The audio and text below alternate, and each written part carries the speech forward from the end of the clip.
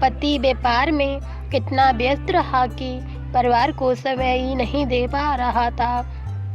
किसी नगर में एक व्यापारी रहता था। नगर में उसका काम बहुत कम चलता था। कई बार तो ऐसी स्थिति आ जाती कि दिन भर कोई सौदा नहीं बिकता। घर में उसे और पत्नी को भूखे रहने तक की नौबत आ जाती थी। समय गुजरता गया लेकिन उसकी स्थिति नहीं सुधरी। तब उसे किसी मित्र ने सलाह दी कि अपने नगर की बजाय आसपास के नगरों में जाकर व्यापार करो, शायद मुनाफा ज़्यादा होगा।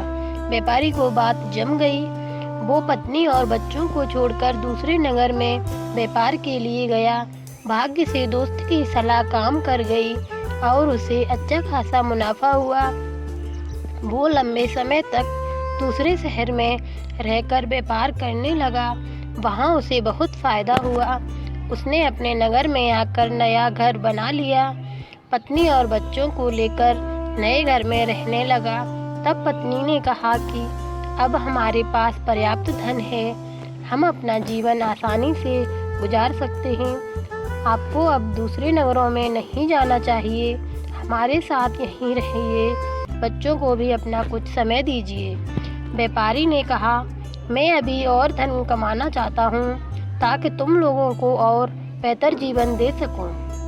हमारे बच्चों को वैसे दिन ना देखने पड़े जैसे मैंने और तुमने देखे। पत्नी ने कहा, लेकिन धन कमाने में जो समय गुजर गया है वो फिर लौट कर नहीं आएगा।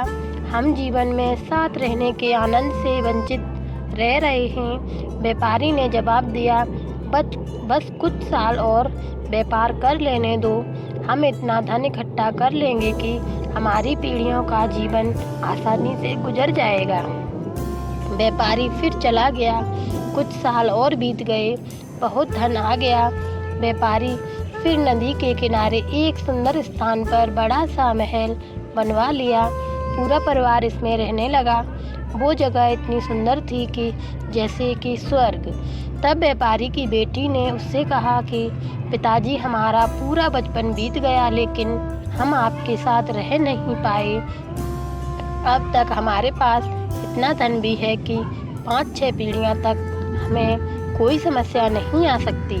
अब आप हमारे साथ रहें। व्यापारी ने कहा, हाँ बेटी, अब मैं भी थकने लगा हूँ और कुछ समय तुम लोगों के साथ बिताना चाहता हूँ। मैं कल सिर्फ 2 दिन के लिए पास के नगर में जा रहा हूँ। कुछ पुराना बकाया धन वसूलना है, उसके बाद मैं यहीं तुम लोगों के साथ रहूँगा। व्यापारी का परिवार बहुत खुश हो गया। अगले दिन व्यापारी दूसरे नगर चला गया और उसी दिन भयानक बारिश शुरू हो गई और जिस नदी के किनारे व्यापारी ने अपना महल बनाया था उसमें बाढ़ आ गई। महल सहित उसका पूरा परिवार बाढ़ में बह गया। व्यापारी जब लौटा तब तक सब कुछ उजड़ चुका था। इस कहानी से हमें यह सीख मिलती है कि सुख और खुशियाँ सिर्फ धन से नहीं आती।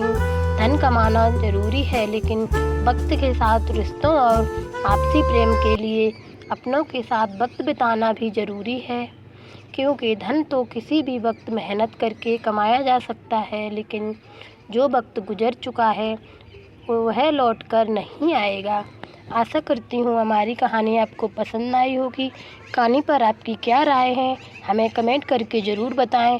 अगर चैनल पर नए हैं तो चैनल को सब्सक्राइब करें। कहानी सुनने के लिए बहुत बहुत धन्यवाद।